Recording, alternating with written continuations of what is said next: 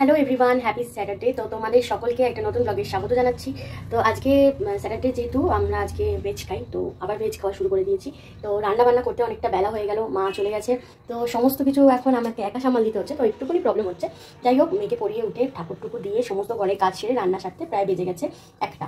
তো এখন আজকে ভেজ কী কী রান্না করছি চলো তোমাদের সাথে শেয়ার করি।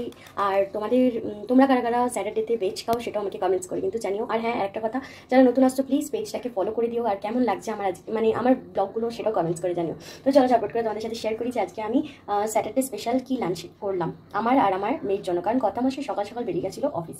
যেহেতু কমপ্লিট হয়ে গেছে, আমার রান্নাঘরও কিন্তু একদম পরিষ্কার। তো চলো কী কী রান্না করেছি দেখাই। গরম ভাত আছে, এখানে ইন্ডাকশানে করেছিলাম, ভাতটা আমি ইন্ডাকশানে করি।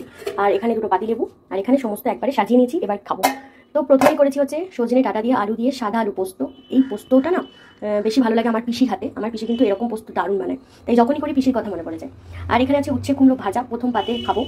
আর এখানে হচ্ছে আজকে কাঁচা আম পেয়েছিলাম, তো কাঁচা আম দিয়ে মুগ ডাল করেছি, মানে টক ডাল হয়ে গেছে, আর কাঁচা আম দিয়ে চাটনি।